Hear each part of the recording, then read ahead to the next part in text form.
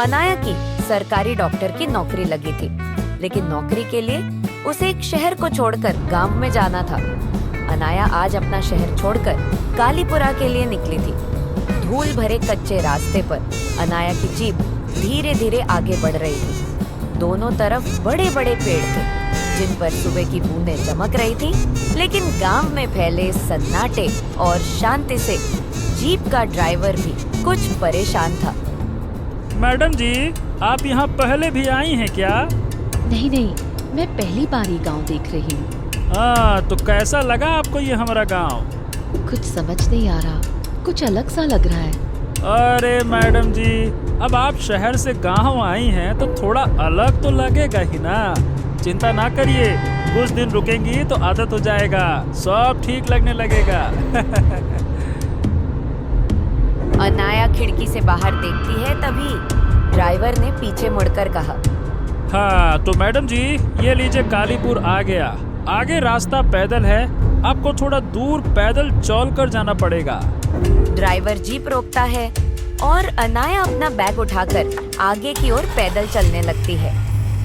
कुछ दूर चलने पर अनाया को एक पुराना पत्थर का गेट दिखता है, जिसमें हल्के रंग से कुछ लिखा था, स्वागत है कालीपुरा में। अनाया उसे पढ़कर मन ही मन अपने आप को एहसास दिलाती है। चलिए डॉक्टर अनाया, पहुँच गई आप कालीपुरा में। हल्की मुस्कुराहट के साथ अनाया गांव की तरफ बढ़ने लगती है। गेट के बाहर कुछ छोटे बच्चे चुपके से उसकी तरफ देख रहे थे। अनाया की नजर उन बच्चों पर पड़ती है। बच्चों की तरफ हल्का मुस्कुराकर वह आगे बढ़ जाती है।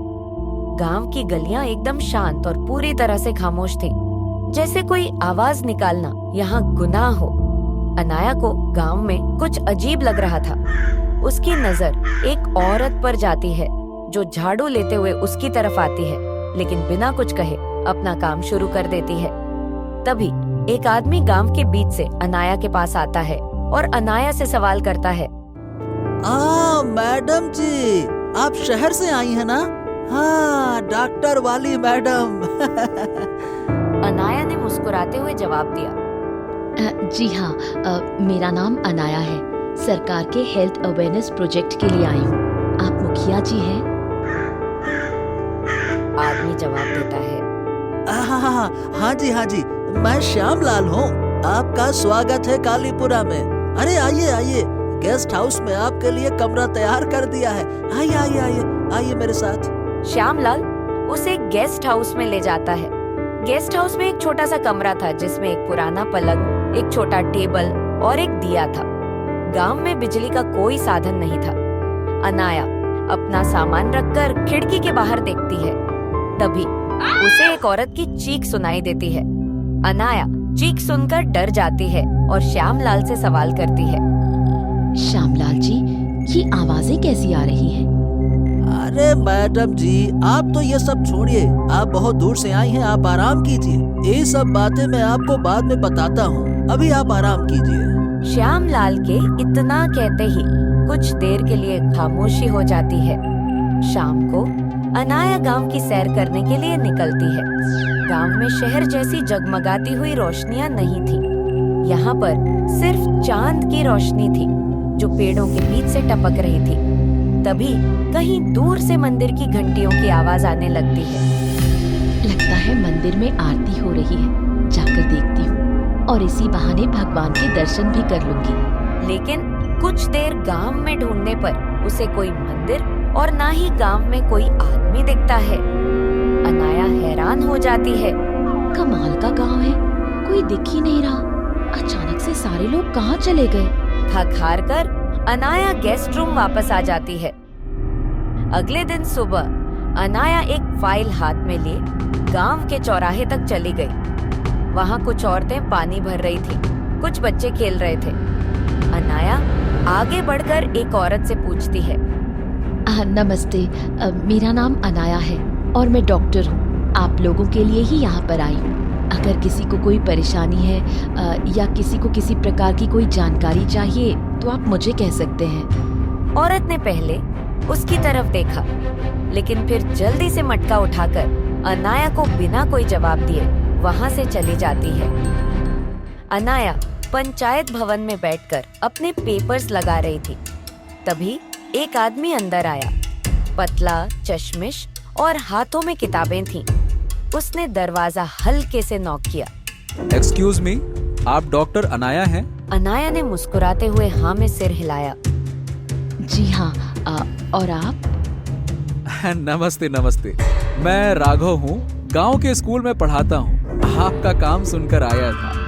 वैसे सच कहूँ तो यहाँ किसी ने आपको बुलाया नहीं, सरकारी दफ्तर ने फैसला किया और आपको यहाँ भेज दिया।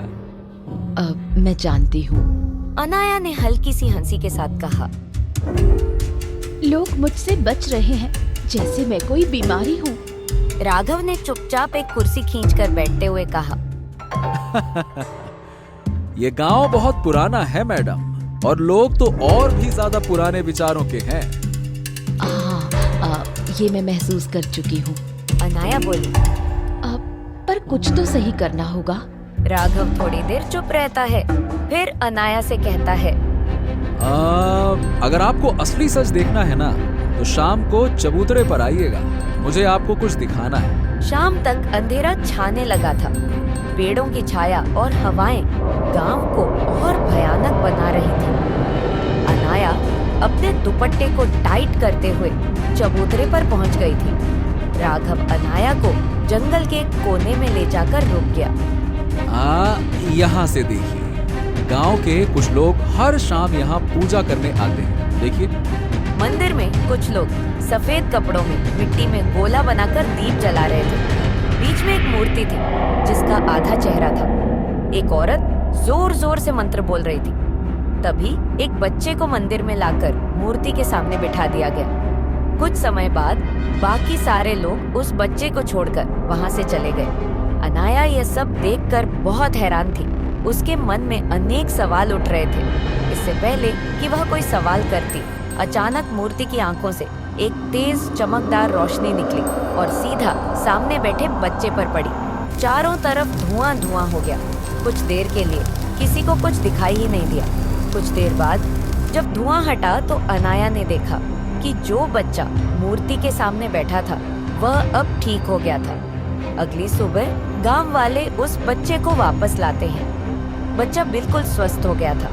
अनाया को यह सब देखकर अपनी आंखों पर यकीन नहीं हो रहा था। उसे उसकी समझ और साइंस रात को हुए उस करिश्मे के आगे दोनों गलत साबित होती दिखाई दे रही थी। लेकिन फिर भी उनके अंदर कहीं ये बात खटक रही थी कि आखिर ऐसा कैसे हो सकता है। अगली सुबह अनाया राघव से मिलने जाती है। ये क्या हो रहा है? कल रात जो हमने देखा, क्या वो सच है या सिर्फ आंखों का धोखा? अरे अरे अरे, आप चिल्लाइए मत, कोई सुन लेगा तो मुसीबत हो जाएगी मैडम।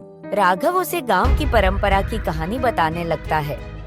देखिए, यहाँ होती है छाया देवी की पूजा। क्या है कि गांव में अलग तरह की किसी किस्म की बीमारी फैलती है और हर महीने किसी न किसी को ये बीमारी होती है। मतलब कहने का ये है कि कुछ अजीब तरीके से शरीर पर निशान पड़ने लगते हैं और फिर बहुत तेज बुखार होने लगता है।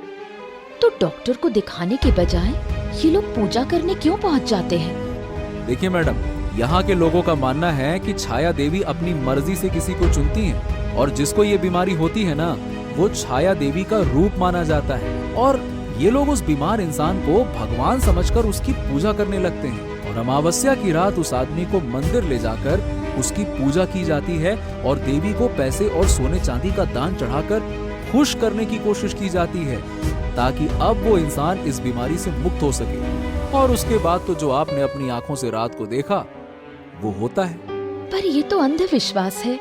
कोई भी बीमारी पूजा से कैसे ठीक हो सकती है? ये अंधविश्वास नहीं, यहाँ की परंपरा है। जो भी हो, अंधविश्वास या परंपरा, इस खेल की सच्चाई का पता लगाना होगा। तभी राघव और अनाया की बातें कोई आदमी सुन लेता है और वह फोन करके किसी को बताने की कोशिश करता है। ये लड़की हमारे काम में बहुत टांग अड़ा रही है। इसका जल्दी से कुछ न कुछ बंदोबस्त करना होगा, इससे पहले कि ये हमारे खेल का पर्दाफाश करे। राघव और अनाया अपने काम पर लग जाते हैं। अनाया गांव के लोगों से बात करने की कोशिश करती है ताकि यह पता लगाया जा सके कि आखिर यह बीमारी क्या है। वहीं राघव छुपकर जंगल वाले मंदिर में जाने की कोशिश करता है ताकि वह वहां पर देख सके कि आखिर उस मूर्ति में क्या सच्चाई है। जब राघव मंदिर में पहुंचता है तो वहां मंदिर के द्वार पर एक बहुत बड़ा सांप पहरा दे रहा था। राघव सांप को हटाकर मंदिर के अंदर जाने की कोशिश करता है, लेकिन वह नाकामयाब रहता है। ऐसा लग रहा है कि ये सांप को किसी ने जानबूझकर यहाँ छोड़ा है। बहुत कोशिश करने के बाद राघव अंदर नहीं जा पाता। वापस आकर वह अनाया को सारी बात बताता है। अनाया भी परेशान होती है कि इसमें बहुत कोशिश करने पर भी कोई गांव वाला इस बारे में उससे बात करने को तैयार ही नहीं है। मैंने भी बहुत लोगों से बात करने की कोशिश की, लेकिन सब लोग कहते हैं कि डॉक्टर से बात करने से उनकी देवी नाराज हो जाएगी। शाम बहुत हो चुकी थी और राघव अनाया को कहता है, चलिए मैडम, हम इस मामले में कल कुछ देखेंगे। अभी आप घर जाकर आराम कीजिए, वैसे भी बहुत देर हो गई है। चलिए कल मिलते हैं। तभी जब अनाया घर जाने वाली होती है तो एक औरत उस पर हमला कर देती है। अनाया पर हमला करते हुए वो औरत बोली, तुम इस गांव की शांति को भंग करने के लिए आए हो। तुम्हें देवी का प्रकोप लगेगा। तुम देवी को नाराज कर रहे हो। देवी नाराज हो जाएगी। सब गांव वालों को पछताना पड़ेगा। उस औरत का मुंह ढका हुआ था। अनाया अंधेरे में उसे देख नहीं पा रही थी। तभी अनाया की बाजू में कुछ नुकीली चीज चुभती है। अनाया अपना बचाव करने की कोशिश करती है, लेकिन वह औरत वहां से भाग जाती है। अनाया अपने आप को संभालते हुए अपने घर की तरफ पहुंच जाती है। सुबह जब वह उठती है तो अपने आप को देखकर हैरान हो जाती है। उसके शरीर पर बिल्कुल वैसे ही निशान पड़ गए थे जैसे उस पिछले बच्चे के शरीर पर थे। उसे समझ नहीं आ रहा था कि उसके साथ यह क्या हुआ है। आईने में अपने आप को देखते हुए अनाया कहती है, देवी का प्रकोप। शाम तक सारे गांव में यह बात फैल जाती है कि देवी ने अपना अगला भक्त अनाया को चुना है। गांव की कुछ औरतें अनाया के पास आती हैं। डॉक्टर साहिबा, आप बहुत भाग्यशाली हैं। देवी ने आपको अपना चुना है। लेकिन अनाया को यह बात बिल्कुल भी अच्छी नहीं लग रही थी। वह इस बात के पीछे की सच्चाई जानना चाहती थी कि आखिर ऐसा कैसे हो सकता है। वह अपना मेडिकल चेकअप करवाने की कोशिश करती है, लेकिन किसी भी रिपोर्ट में कुछ भी नहीं आता। सारी रिपोर्ट्स बिल्कुल ठीक बताती थी, लेकिन उसकी तबीयत बहुत नाजुक होती जा रही थी। वह बहुत कमजोरी महसूस कर रही थी। अनाया सोचती है, अगर सारी रिपोर्ट्स ठीक हैं, तो मुझे इतनी कमजोरी क्यों हो रही है? ऐसा कैसे हो सकता है?